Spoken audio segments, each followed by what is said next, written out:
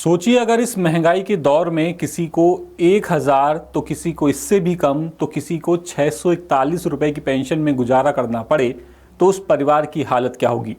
और ये डाटा हवा हवाई बिल्कुल नहीं है, बल्कि कर्मचारी भविष्य निधि संगठन, जिसे आप ईपीएफओ के नाम से जानते हैं, इसके हैं।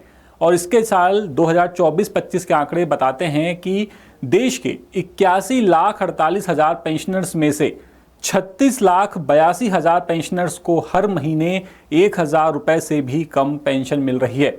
यानी लगभग हर दूसरा पेंशनर्स इनकी जो रकम है, इतनी कम रकम में गुजारा करने को मजबूर है। जबकि एक बात और बेहद चिंता करने वाली है, वो ये कि मृत कर्मचारियों के बच्चों को मिलने वाली औसत पेंशन सिर्फ और सिर्फ 641 रुपए है।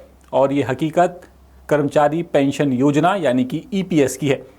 दावे हैं कि ईपीएस व्यवस्था सामाजिक सुरक्षा का मूल्य उद्देश्य पूरा नहीं कर पा रही है। ईपीएफओ के आंकड़े बताते हैं कि 53,09,000 पेंशनर्स को औसतन 2,573 रुपए प्रतिमाह पेंशन मिल रही है।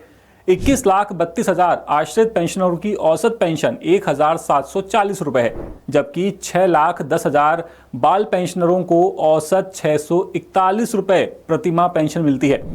यानी अगर किसी बुजुर्ग को 1,500 रुपए पेंशन मिल रही है तो उसके पास हर दिन खर्च करने के लिए सिर्फ 50 रुपए बचते हैं। जबकि आज एक रसोई गैस का सिलेंडर 950 रुपए के आसपास आ रहा है।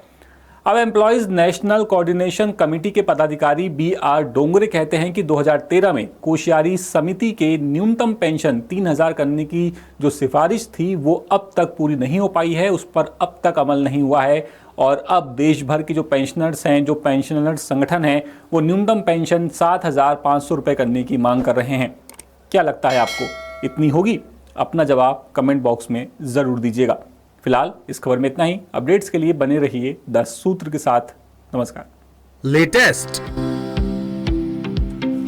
इन्वेस्टिगेटिव और इन डेप्थ खबरें देखने के लिए ज्वाइन कीजिए द सूत्र का व्हाट्सएप चैनल, सब्सक्राइब कीजिए यूट्यूब चैनल, लाइक कीजिए फेसबुक पेज और पढ़ते रहिए www.daसूत्र.com।